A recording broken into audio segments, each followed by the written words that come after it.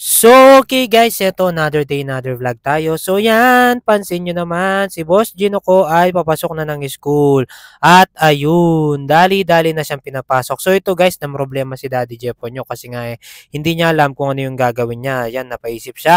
At eto, boom, nag-vlog na lang tayo sa sasakyan. So ito guys, bali nagantay na lang dito ako at natulog. And ayun, mabilisan na lang guys yung anak ko lumabas na. So bali pansin nyo naman, nandito na kami agad sa village namin. Ito, mabilisan lang to guys. Kasi after nito ay may gagawin pa tayo. So pagkahatid ko nga dito kay Gino sa bahay, nag-quick snack lang tayo. At ayun, uminom lang tayo ng napakalamig na Coke Zero yan para ma-recharge ng konti Daddy Jepo nyo. So after nung guys, ito yan, bali sinuot ko na yung ating panlaban sa init. Yan, paantay lang. Kasi nga may lalakarin tayo. And finally, yun. Malalakad ko na rin kasi nga sobrang busy at tumagal to talaga doon sa pinagpagawang ko. So ito na guys, transition na lang. Whoop! Boom! Nandito na tayo kung saan ko pinagawa yung aking tapalodo. So, bali yan guys, yung mga gagawa dito. Mga kaklose ko na rin yan. Sila Boss Gani ko yan. Shoutout sa inyo. At ayun, inumpisa na nila. Grabe.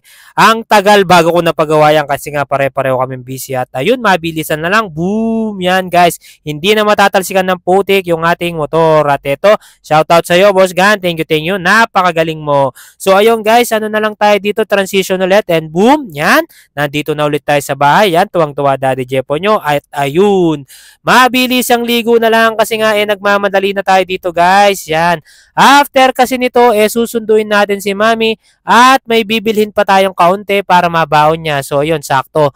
Kahit naman pala malate ako ng konti, may meeting pala sila misis ko sa office. So, ayan guys, dumiskarte muna Daddy Jepo nyo ng mabibili dito sa Walter Mart. So, bale, pansin nyo naman guys, Daddy Jepo nyo, nako, house husband ng kanyang peg. Yan. Kasi nga dahil maaga si Mami, ihahanap ko na siya ng may luluto naming baon para bukas. At ayun guys, Daddy Jepo nyo, feel na feel niya yung basket. Grabe.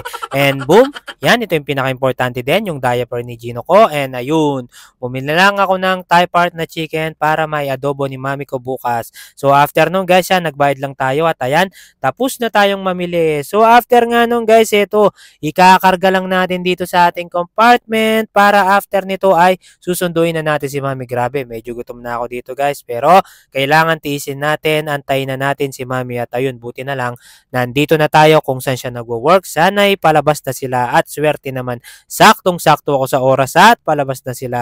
So after nung guys, yan, pansinin nyo muna, napakaganda ng asawa ko. Tuwang-tuwa na naman siya kasi nga sinundo siya naman siya ni Daddy Jepoy. Grabe, tuwang-tuwa siya. And after nung guys, yan, kasi nga yan, pares na kaming gutom. Dito na kami kumain sa Mang Inasal, our all-time favorite. Yan, dati, grabe talaga guys. Halos nagagawa lang namin ni Mami to tuwing mansari namin. Pero ngayon, parang ini-snacks na lang namin. Kaya thank you Lord ka na lang yan. Pansin nyo, di ba, ang ganda ng asawa ko. Kahit kanin lang, mabubusog na ako, tinititigan ko lang yan. So after nung guys, yan, pansin nyo naman, di ba, yan.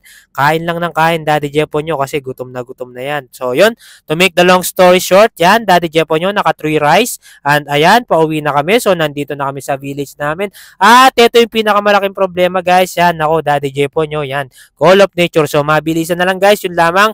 Titirahin ko muna to. So yun guys, maraming salamat. Siyempre, bye-bye. Finger out kayo sa akin. God bless you po.